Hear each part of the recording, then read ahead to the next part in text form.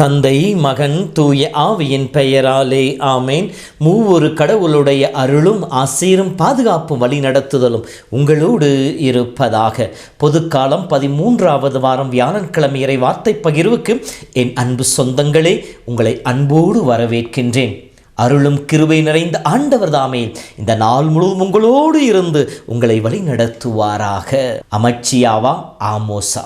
நாம் நம்மை பார்த்தோ அல்லது பிறர் நம்மை பார்த்தோ இந்த கேள்வி கேட்டிருப்பார்கள். நீர் நல்லவரா கெட்டவரா? பெரும்பான்மையான சமயங்களில் இருக்க பதில் என்னவாக இருக்கும்? தெரியவில்லை என்பதுதான்.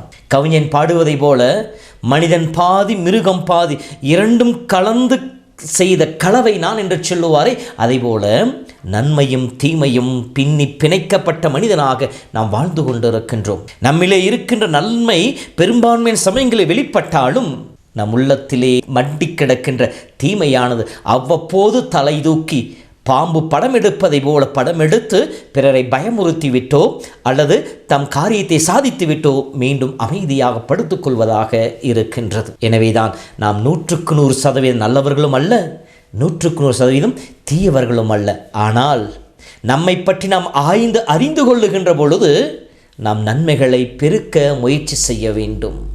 1 கொரிந்தியர் புத்தகம் 13:10 படிப்பதை போல, நிறைவுள்ளது வருகின்ற பொழுது குறைவுள்ளது தானாக மறைந்து போகின்ற வார்த்தைக்கு ஏற்றார் போல, நம்மிடம் இருக்க நிறைகளை நாம் கண்டுகொள்ள முற்படுகின்ற பொழுது, அதை வளர்க்க முற்படுகின்ற பொழுது, அதற்கு ஆதாயமான சூழ்நிலைகளை ஏற்படுத்தி கொடுக்கின்ற பொழுது நம்மிலே இருக்கின்ற தீமைகள் சிறிது சிறிதாக மறைந்து போக ஆரம்பிக்கும். அன்பு சகோதரமே, இந்த சிந்தனையோடு இன்றைய இறை வார்த்தை பகிர்வுக்கு நாம் வருகின்ற பொழுது, இன்றும் ஆமோஸ் இறைவாக்கு புத்தகத்திலிருந்து எடுக்கப்பட்டு இருக்கின்றது.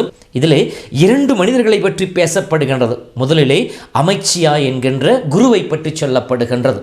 ஆமோஸ் இஸ்ரேல் நாட்டிற்கு எதிராக இறைவாக்கு உரைக்கின்றார். காரணம், அவர்கள் தன்னிலை உணர்ந்து தான் செய்கின்ற அநியாயங்களிலிருந்து விடுதலை பெற்று இறைவனுடைய மக்களாய் வாழ வேண்டும் என்பதற்காக. ஆனால் அங்கே வெளிச்சடங்குகளையும் மற்ற எல்லா விதமான செயல்பாடுகளையும் தன்னிலை வைத்துக்கொண்டு ஆதாயத்தை தேடிக்கொண்டிருந்த அந்த அமச்சியா என்கின்ற குரு ஆமோஸுக்கு எதிராக எழுகின்றார். அவரிடமிருந்த குணாதிசயங்களை பார்க்கின்ற பொழுது, ஒன்று, சுயநலமிக்கவராக இருந்தார்.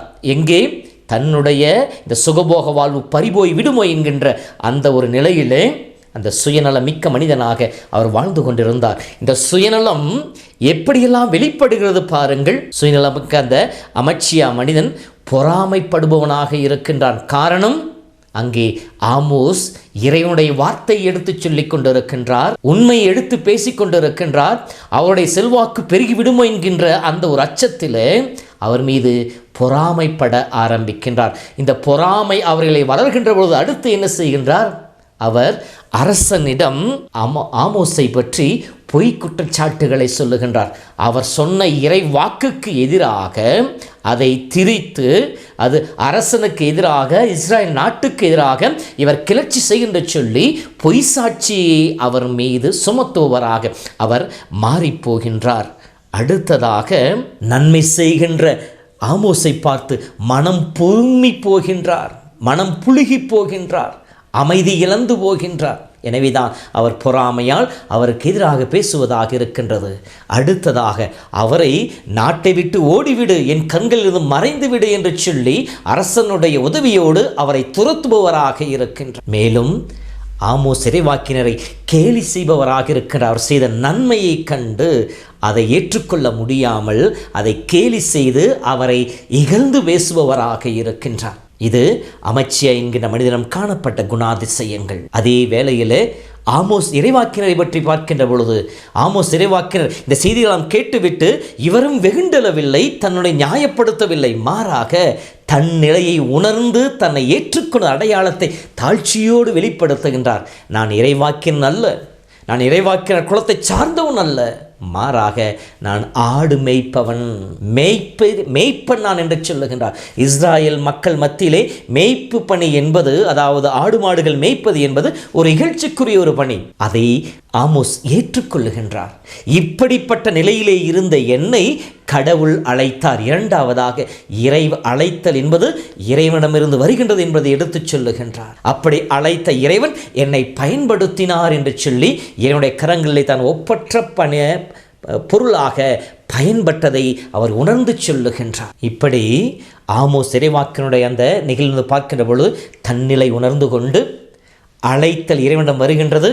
அந்த அழைத்தலுக்கு நாம் செவிமடுக்கின்ற பொழுது கடவுள் நம்மை பயன்படுத்தக்கூடியவராக இருக்கின்றார் என்கின்ற உண்மையை சொல்லி காட்டி இறைவன் சொல்வார் அல்லவா, நீங்கள் என்னை தேர்ந்து கொள்ளவில்லை, நான் தான் உங்களை தேர்ந்து கொண்டேன், நீங்கள் பலன் தரவும் அந்த பலன் நிலைத்திருக்க உங்களை ஏற்படுத்தி என்று சொல்லி யோவான் 15 சொல்லுவாரே, அதை போல எரேமியா 1:7 எரேமியாவை பார்த்து இறைவன் இவ்வாறு சொல்லுவார், நான் சிறுபிள்ளை என்று சொல்லாதே, யாரிடமெல்லாம் உன்னை அனுப்புகின்றேனோ அவரிடம் செல், எவற்றையெல்லாம் சொல்ல கட்டளையிடுகின்றேனோ அவற்றை சொல், அவர்கள் முன் அஞ்சாதே, எனில் உன்னை விடுவிக்க நான் உன்னோடு இருக்கின்ற சொன்னாரே.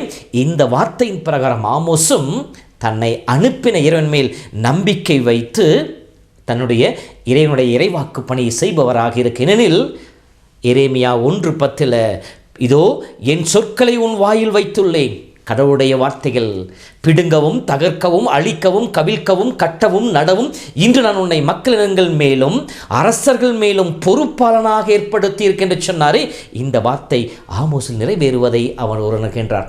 எனவேதான் தன்னிலை உணர்ந்து தன் இறைவாக்கு பணி என்பது ஆண்டோடு என்பதை உணர்ந்து கொண்டு அதை துணிவோடு செய்பவராக இருக்கின்றார். அன்பு சகோதரமே, இதோ இந்த நாளை சிந்தித்து பார்ப்போம். நம்மிலே அமைச்சியா குடிகொண்டிருப்பதை உணர்வோம்.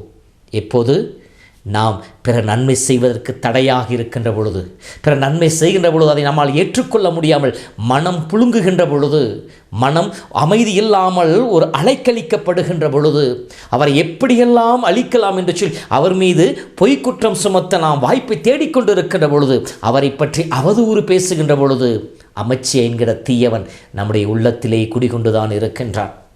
நாம் அதற்கு தீனி போட ஆரம்பித்தோம் எனில் நம்மில் இருக்கின்ற ஆமோஸ் என்கின்ற இறைவாக்கினருக்குடைய அந்த குணம் மறைந்து போகும். நம் நிலை ஏற்றுக்கொண்டு நாம் கடவுளால் தேர்ந்தெடுக்கப்பட்டவர்கள், கடவுளுடைய பிள்ளைகள், கடவுளுடைய அன்பிலே வாழ அழைக்கப்பட்டவர்கள், கடவுளுக்கு சான்று பகர வேண்டியவர்கள், இறை வார்த்தையை நாம் இருக்கும் இடத்திலே பிறருக்கு எடுத்துச் சொல்ல கடவுளால் அனுப்பப்பட்ட அவருடைய கருவி என்பதை நாம் மறந்து விடுவோம். அதே வேளையிலே ஆமோசிடம் காணப்பட்ட அந்த குணங்களுக்கு நாம் முக்கியத்துவம் கொடுக்கின்ற பொழுது அமைச்சியாவிடம் காணப்பட்ட தீய குணங்களாக இருக்கின்ற போட்டி பொறாமையும் காய்மகாரமும் மற்ற எல்லா விதமான எதிர்மறையான நிகழ்வுகளும் நம்மை விட்டு அகன்று போகும். சிந்தித்து பார்ப்போம். நம்முடைய அன்றாட வாழ்விலே நாம் எந்த குணத்திற்கு முக்கியத்துவம் கொடுக்கிறோம்? அன்பு சகோதரமே, நாம் கடவுளுடைய சாயலால் படைக்கப்பட்டவர்கள், கடவுளுடைய ஆவியை பெற்றிருக்கின்றவர்கள். ஆகவே தூய ஆவியால் இயக்கப்பட்ட மனிதர்களாக இருப்போம். ஊனியர்வை நிச்சயங்களுக்குரிய செயல்பாடுகளால் தூண்டப்பட்ட மனிதர்களாக இல்லாமல் ஆண்டவரால் வழிநடத்தப்படுகின்ற மக்களாக இருப்போம். அப்பொழுது நாமும் இறைவாக்கு பணி செய்ய முடியும். நம்முடைய எல்லா நிலைகளிலும் நம்மை தேர்ந்தெடுத்த கடவுள் நம்மை மேன்மைப்படுத்துவார். நமக்கு தேவையான அருளையும் ஆற்றலையும் கொடுத்து நம்மை சூழ்ந்து இருந்து வெண்கல கோட்டையாக இருந்து பாதுகாப்பார். நம் வழியாக உதிர்க்கின்ற வார்த்தைகளுக்கும் இறைவன் அர்த்தம் கொடுப்பார். சிந்திப்போமா? இறையருளை வேண்டுவோம். ஆண்டவர் உங்களோடு இருப்பாராக. எல்லாம் வல்ல இறைவன் தந்தை, மகன், தூய ஆவியின் பெயராலே ஆமேன். கடவுளே